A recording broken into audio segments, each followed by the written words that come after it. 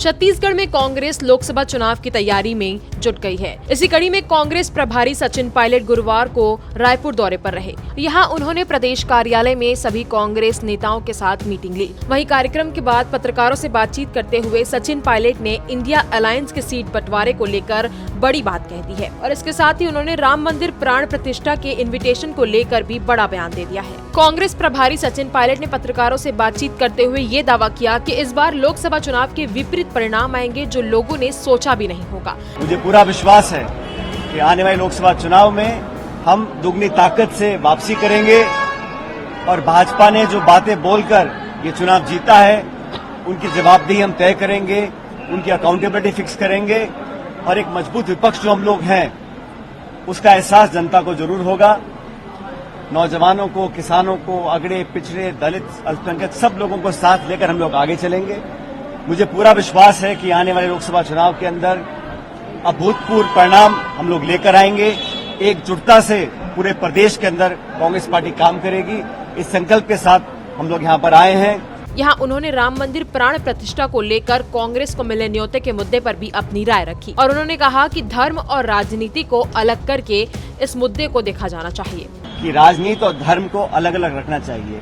ये बात भी सही है कि धर्म के आड़ में अगर राजनीति हो रही है उसको कोई स्वीकार नहीं करेगा। हम चर्चा करना चाहते हैं मुद्दों पर, जनता के मुद्दों के ऊपर, विकास के, आर्थिक उद्योग के, निवेश के, शिक्षा, चिकित्सा, उद्योग, रोजगार, इस पर चर्चा करने को भाजपा तैयार नहीं है। सचिन पायलट ने विधानसभा चुनावों में कांग्रेस को मिली हार पर कहा कि जो परिणाम आए उसकी हम लोगों को उम्मीद नहीं थी। चुनाव में हार जीत होती रहती है लेकिन लोकसभा चुनाव हम लोगों के फेवर में जाएगा। लोकसभा में विपरीत परिणाम आएंगे जो आपने सोचा नहीं होगा। विधानसभा के चुनाव जो परिणाम आए उसकी उम्मीद हमें नहीं थी।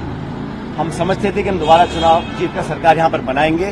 बहरहाल चुनाव में हार जीत होती रहती है लेकिन इस चुनाव से कांग्रेस कार्यकर्ता कोई पराजित महसूस नहीं कर रहा है क्योंकि हार जीत राजनीति का दो पहलू होते हैं। लेकिन हम लोगों को जो सिद्धांतवाद राजनीति हमें करनी है, जो लोगों का संरक्षण को करना है और छत्तीसगढ़ में मैं मानता हूं कि यहाँ पर हर गांव, हर ढाणी, हर शहर, हर कस्बे में कांग्रेस का कार्यकर्ता झंडा मौजूद है।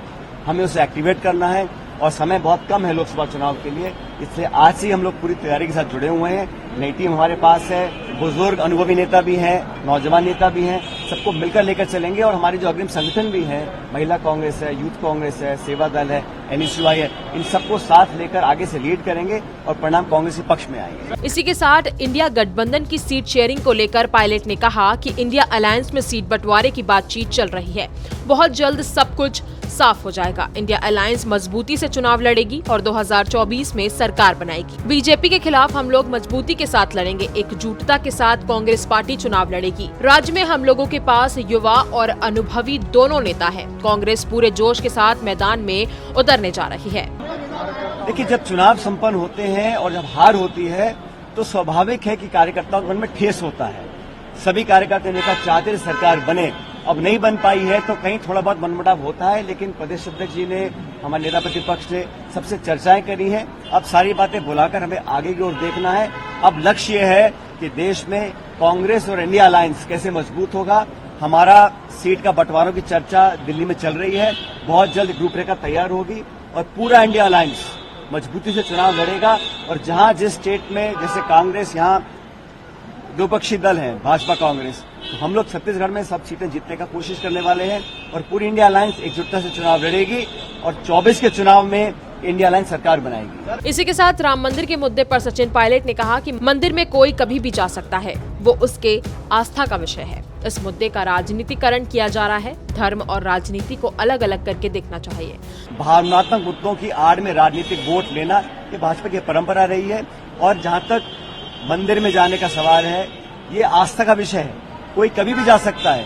मुझे कब तिरुपति जाना है, कब वैष्णो देवी जाना है, कब अयोध्या जाना है, मेरे मन की बात है। जब मेरा मन करेगा मैं जाऊंगा।